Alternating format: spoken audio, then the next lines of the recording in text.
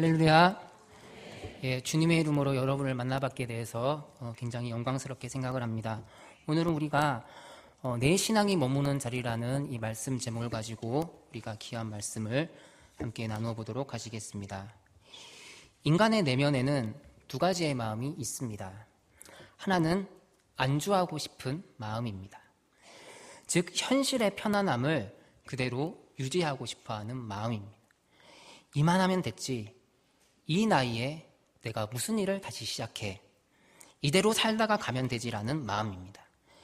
이런 마음은 미래에 대한 도전이나 꿈을 접고 사는 태도를 가져오게 됩니다.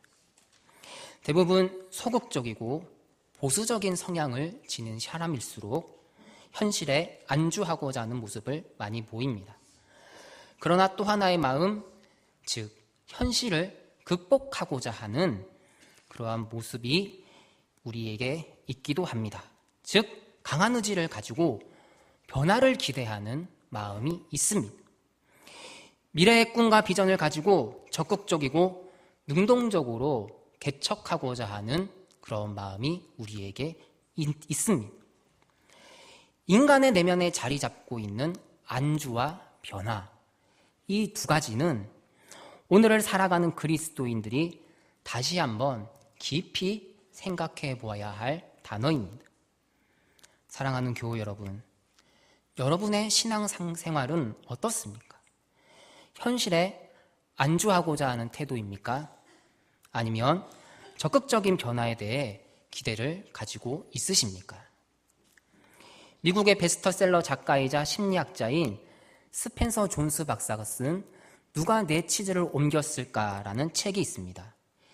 이 책은 전 세계 26개 국어로 번역될 만큼 베스트셀러이자 많은 사람들이 계속해서 찾고 있는 스테디셀러인데, 이 책은 한마디로 변화에 대해서 우화적으로 그 태도를 우리에게 보여주고 있습니다.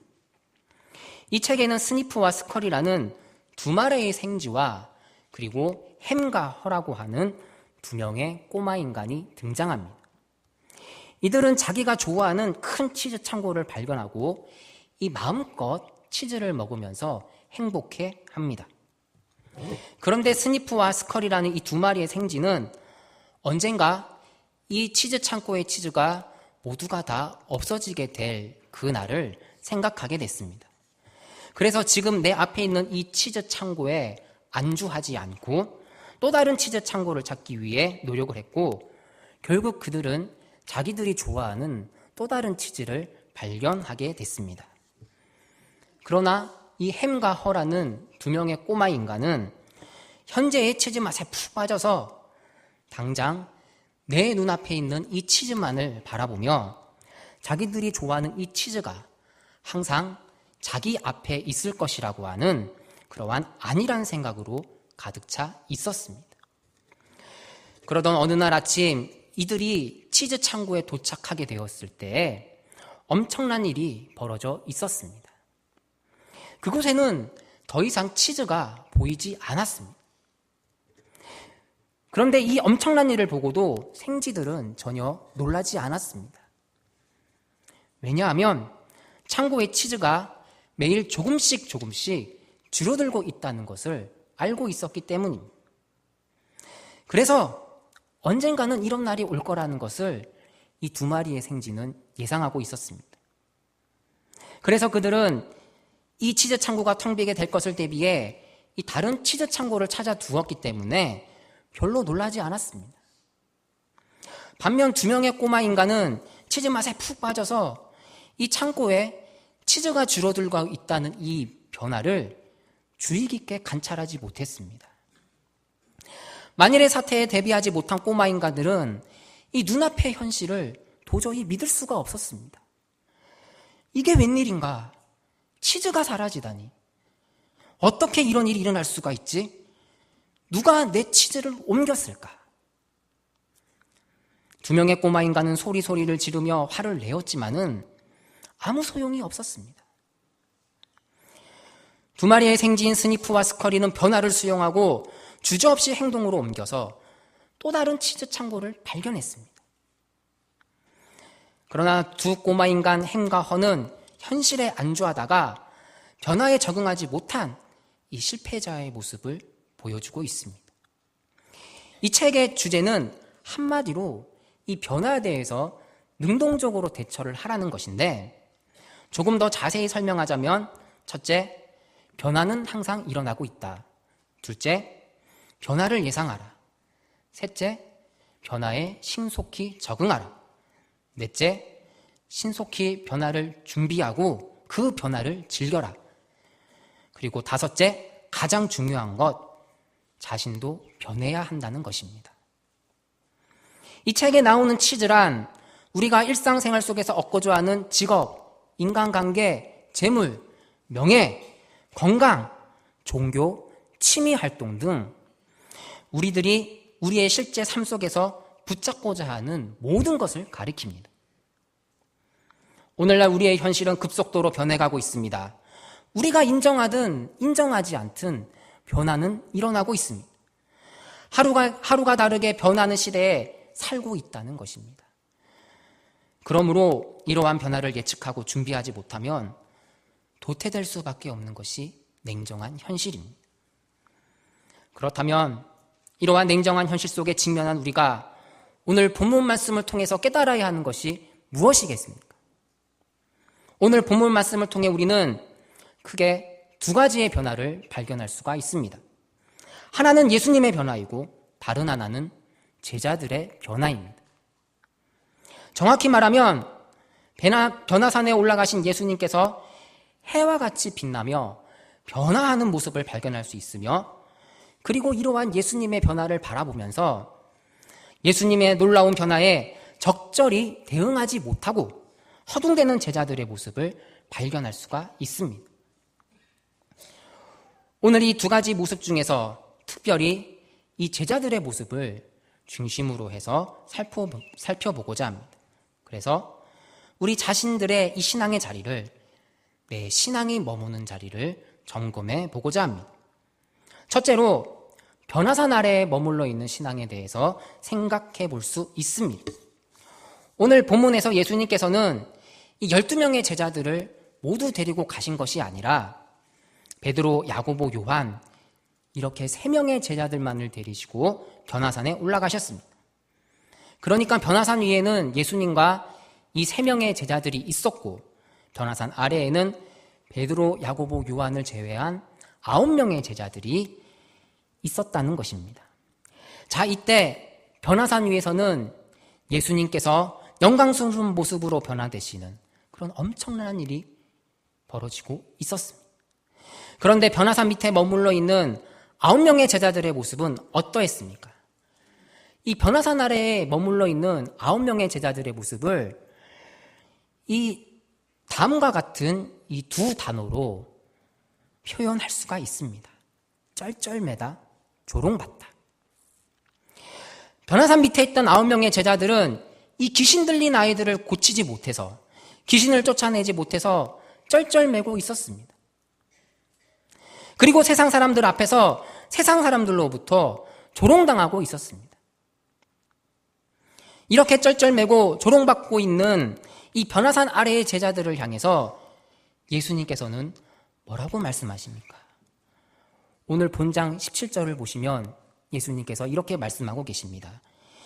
예수께서 대답하여 이르시되 믿음이 없고 패역한 세대여, 내가 얼마나 너희와 함께 있으며 얼마나 너희에게 참으리요, 그를 이리로 데려오라 하시니라. 믿음이 없고 패역한 세대여, 내가 얼마나 너희와 함께 있으며 얼마나 너희에게 참으리요. 이 예수님의 이 말씀 속에서 우리를 향하신 주님의 간절한 외침을 들어야 합니다. 이 답답한 사람들아, 이 믿음이 부족한 사람들아, 도대체 언제까지 걸음마 상태의 믿음을 가지고 있으려고 하느냐? 도대체 언제까지 초보 상태에서 헤매려고 하느냐? 변화산 아래 머물러 있는 신앙의 모습은 다 아시는 것처럼 이 변화산 아래라고 하는 그 장소가, 그 위치가 중요한 것이 아닙니다. 중요한 것은 변화산 아래에 머물러 있는 신앙의 모습이 이 초보 단계에서 이 더 이상의 발전이 없이 항상 그 자리에 머물러 있는 모습이라고 하는 것입니다. 다시 말해 교회 나온 지 1년이 지나고 2년이 지나고 10년이 지나도 항상 그 자리에 머물러 있는, 똑같은 자리에서 다람쥐 쳇바퀴 돌듯 하는 그러한 신앙을 가지고 있는 사람을 가리키는 것입니다. 예전에 아는 목사님께 들은 이야기입니다. 하루는 주일 오전 예배를 드리고 있는데 이 설교 시간에 이 찬양대 베이스 파트를 맡은 그 안수 집사님이 계셨는데, 그 안수 집사님의 얼굴이 하얗게 질리면서 안절불절 하더라는 것입니다. 그때 그 목사님이 이 예배단 뒤쪽에 앉아 계셨는데, 그 집사님의 이 하얗게 질린 얼굴로 들썩들썩 하시는 모습이 너무나도 눈에 확연하게 들어왔습니다. 저 집사님이 왜 저러시나? 혹시 화장실이 너무 급하셔서 저런가? 그렇게 생각을 하면서 이 본당 2층을 올려다 보았는데, 그 집사님께서 왜 그렇게 안절부절하지 못하셨는지 그 이유를 알게 됐습니다. 이유인즉슨 이 집사님의 아들 녀석이 본당 2층 앞쪽에서 이 난간에 매달려서 타잔놀이를 하고 있었던 것입니다. 아슬아슬하게 매달려서 타잔놀이를 하고 있는 이 아들의 모습을 바라보는 이 아버지의 마음이 어떠했겠습니까? 부인 되시는 집사님은 헌금위원석에 앉아 있어서 이 본당 뒤쪽을 미처 쳐다볼 수가 없었고, 또 설교하시는 목사님과 이 찬양대석에서만 그 모습을 볼 수가 있었던 것입니다. 아마 여러분은 이렇게 생각하실지도 모르겠습니다. 아니 도대체 이 2층에 있던 이 사람들은 뭐를 하고 있었던 건가? 애가 앞에 나와서 난간에 매달리며 놀고 있는데 그것을 바라만 보고 있나? 그런데요, 이 난간에 매달려 타잔놀이를 하는 그 아이는 아이가 아니라 25의 청년이었다라는 것입니다. 무슨 말이냐면 이 청년은 어려서부터 지능지수가 낮았고 이 제대로 이 성장을 하지 못해서 이 몸은, 이 신체의 나이는 25인데 그 청년의 이 지능지수는 4, 5세 정도밖에 되지 않았다라는 것입니다. 그래서 2층 모자실에 있는 엄마들이 그 25세의 이 건장한 체구의 청년을 말릴 수가 없었던 것이지요. 여러분 한번 생각해 보십시오. 다 큰 아들이 겨우 4, 5세의 이 지능을 가지고 있다고 한다면 그 부모의 심정이 어떠하겠습니까? 남의 집 자식들은 부모의 마음을 헤아릴 정도로 의젓하게 성장을 했는데 자기 아들은 아직도 타잔놀이를 할 정도로 그런 아이와 같은 모습을 가지고 있다면 그 부모의 가슴이 얼마나 속상하겠습니까? 그 가슴이 시커멓게 타들어가지 않겠습니까? 변화산 아래 있던 9명의 제자들의 모습이 바로 이와 같았습니다. 아직도 어린아이의 모습에서 벗어나지 못했습니다. 아직도 걸음마 단계에서 헤매이고 있습니다. 그만큼 예수님과 함께 했다면, 그만큼 예수님의 말씀을 들었다면, 그만큼 예수님의 행하심을 목적했다면 이제는 예수님의 제자다운 모습을 보일 때가 됐습니다. 이제는 한 사람의 어엿한 신앙인으로 자기의 몫을 감당할 때가 됐습니다. 이제는 하나님의 일꾼으로 하나님께서 맡겨주신 직분을 감당할 때가 된 것입니다. 그런데 아직도 헤매고 있습니다. 사랑하는 교우 여러분, 우리 자신을 한번 되돌아보십시다. 혹시라도 뜨겁게 기도하며 이 십자가의 이 불타는 그러한 심령으로 무장되어서 하나님의 사랑으로 성령의 능력을 힘입어 살던 우리의 모습이 어느덧 옛날 이야기가 되고 만 것은 아닙니까? 교회 여러분, 여러분의 심령 가운데 다시 한번 하나님의 말씀을 공급하시기 바랍니다. 무뎌진 우리의 심령 가운데 다시 한번 이 성령의 충만함을 선포하시기 바랍니다. 변화산 아리에 머물러 있는 내 신앙의 자리를, 변화산의 자리를 향해 우리 주님이 계신 그곳을 향해서 바꾸어 나가시기 바랍니다. 그리하여 예수님을 믿어도 믿음의 능력을 나타내지 못하고 세상 속에서 이 쩔쩔매며 이 조롱받는 신앙인들이 아니라 여러분 모두 예수님을 믿고 또 예수님을 믿는 만큼 예수님을 믿는 그대로 믿음의 능력을 가지고 세상을 향해 힘차게 전진해 나가는 능력 있는 그리스도인들이 되시기를 주님의 이름으로 간절히 축원드립니다. 둘째로 변화산 위에 머물러 있는 신앙의 모습을 생각해 볼 수 있습니다. 오늘 본문 1절과 2절을 다시 한번 보시기 바랍니다. 엿새 후에 예수께서 베드로와 야고보와 그 형제 요한을 데리시고 따로 높은 산에 올라가셨더니 그들 앞에서 변형되사 그 얼굴이 해같이 빛나며 옷이 빛과 같이 희어졌더라. 변화산에서 3명의 제자들이 목격한 것이 무엇입니까? 얼굴이 해같이 빛나는 주님의 모습입니다. 세상에 우리 선생님이 참 크고 위대하신 분이신지는 내가 알았지만 이 정도일 줄이야. 이 변화산에 올라간 이 3명의 제자들은 변화하신 예수님의 모습을 통해서 하늘의 능력을 경험했습니다. 그것으로 끝난 것이 아닙니다. 단순히 눈에 보이는 모습만으로 예수님의 변화하신 모습만으로 끝난 것이 아니었습니다. 예수님의 변화하신 모습에 이어서 하늘의 음성이 들려옵니다. 바로 성부 하나님의 말씀하심이 선포된 것입니다. 오늘 본문 5절을 보시기 바랍니다. 말할 때 호련히 빛난 구름이 그들을 덮으며 구름 속에서 소리가 나서 이르시되 이는 내 사랑하는 아들이요 내 기뻐하는 자니 너희는 그의 말을 들으라 하시니라. 변화산에 올라간 3명의 제자들이 경험한 것은 단순한 신비가 아닙니다. 인간적인 황홀경이 아니었다라는 말입니다. 그들이 경험한 것은 판타지가 아니라 사실이었습니다. 다시 말해 이 변화산에 올라간 이 3명의 제자들은 예수님의 변화된 모습을 통해 하늘의 능력과 권세를 경험했고 하늘에서 들려오는 하나님의 직접 음성을 통해 하늘의 메시지를 현실로 받게 되었다라는 것입니다. 눈으로 보고 귀로 들었습니다. 확실하게 체험했습니다. 쉽게 말해 거듭난 성도, 성령의 능력을 체험한 그러한 성도가 되었다라는 말입니다. 그러나 여기서부터가 문제입니다. 눈으로 보고 귀로 들었습니다. 확실하게 체험했습니다. 그러나 그 다음부터가 진짜 중요합니다. 변화산 위에서 확실하게 체험한 제자들, 주님의 영광스러운 변화된 모습을 본 제자들의 반응을 보십시오. 그들이 뭐라고 말했습니까? 4절을 보시면 이렇게 말씀하고 있습니다.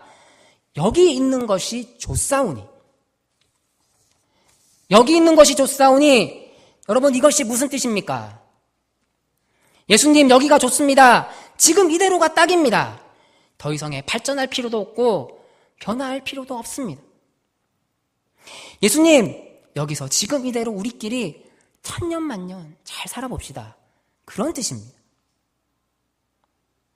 그러나 이러한 태도는 결코 하나님께서 원하시는 것이 아닙니다. 하나님께서 원하시는 것은 변화산 위에 올라가 하늘의 능력을 체험하고 그리고 거기에 머무는 것이 아니라 변화산 아래로 내려가는 것입니다. 하나님께서 예수님을 보내신 목적은 세상을 사랑하사입니다. 세상을 위해서라는 말입니다. 죄와 질병과 죽음과 사탄의 권세 아래 허덕이는 이 세상입니다. 그러나 그 세상을 구원하기 위해서 그래서 예수님께서 오셨습니다. 불의와 부정, 거짓과 속임수가 난무하는 이 세상입니다. 음란과 탐욕, 탐심과 폭력이 가득 찬 이 세상입니다. 그러나 바로 그 세상 때문에 그 세상을 위해서 예수님께서 오셨다라는 것입니다. 예수님의 제자된 우리들의 모습도 그 방향이 분명하게 설정되어 있습니다. 예수님께서 세상을 위해서 오셨기 때문에 우리도 세상을 향해서 나아가야 합니다. 변화산이가 아무리 좋아도 예수님을 믿는 우리들은 완악하고 패역한 이 세상을 향해서 내려가야 합니다. 20세기 기독교 윤리학계의 거장으로 손꼽히는 리차드 니보 교수가 쓴 이 그리스도와 문화라고 하는 책이 있습니다.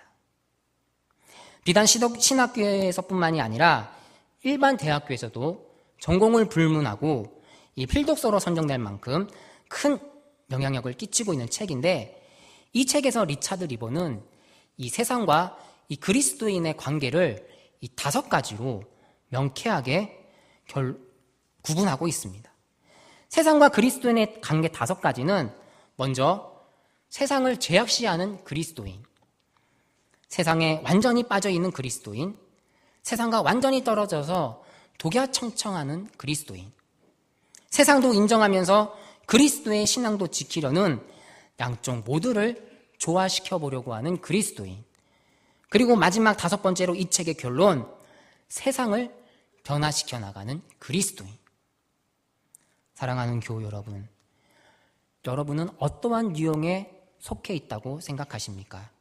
나의 유형이 무엇이든, 내가 어디에 속해 있든 중요한 것은 예수님께서 보여주시고 예수님께서 걸어가셨던 모습입니다.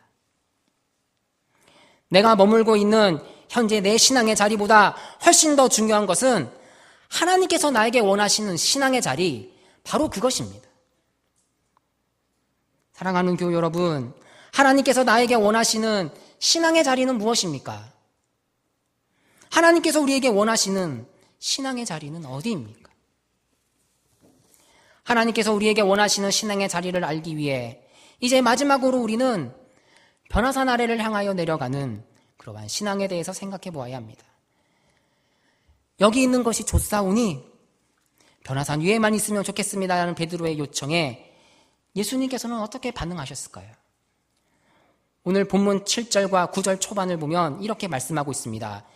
예수께서 나와 그들에게 손을 대시며 이르시되 일어나라, 두려워 말라 하시니 제자들이 눈을 들고 보매 오직 예수 외에는 아무도 보이지 아니하더라. 그들이 산에서 내려올 때에, 이게 지금 어떻게 된 상황입니까? 여기가 좋사오니 변화산 위에서만 있으면 좋겠습니다라는 이 베드로의 요청에 대해서 예수님께서는 일어나라 말씀하시고, 그리고 변화산에서 내려오셨습니다. 변화산에서 내려오신 예수님, 이것을 통해 우리는 무엇을 깨달을 수가 있습니까? 변화산에서 내려오신 예수님은 우리에게 무엇을 말씀하고 계십니까? 변화산 아래 머물러 있는 모습, 초보 단계에서 더 이상 발전 없이 항상 그 자리에 머물러 있는 그러한 신앙의 자리에서 일어나라. 그리고 변화산 위에서 내가 변형된 것처럼 너희도 하늘의 능력을 체험하여 성령의 충만을 체험하여 변화되라. 그리고 나의 뒤를 따라 세상을 향해서 나아가라. 세상을 향해서 나아가 예수님을 믿는 사람다운 모습을 나타내 보여라. 그래서 세상을 변화시켜 나가라. 그렇게 말씀하고 계십니다. 예수님을 믿는 것보다 더 어려운 것은 예수님을 믿는 것을 나타내는 일입니다. 왜냐하면 예수님을 믿는 것을 나타내는 것은 말로만 해가지고는 되는 것이 아니기 때문입니다. 삶을 통해 계속해서 실천해 나가야 하기 때문에, 그래서 정말로 어렵습니다. 그러나 어렵다고 해서, 힘들다고 해서 포기해서는 안 됩니다. 외면해서도 안 됩니다.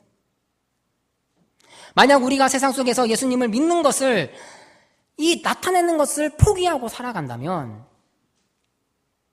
그것은 잠깐 편하고 잠깐은 좋을지 모르지만 결국 그것은 영원한 패배를 가져오게 되는 것입니다.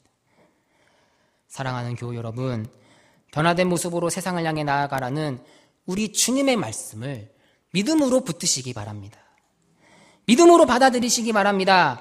변화산 아래에 머무는 것도 아니고 또 변화산 위에서 머무는 것도 아닌 이 변화산에서 체험한 하늘의 능력, 성령의 충만함을 가지고 변화된 모습을 가지고 세상을 향해 나아가 세상을 변화시켜 하나님의 나라를 넓혀나가는, 승리하는 그리스도인들이 되시기를 우리 주님의 이름으로 간절히 축원드립니다.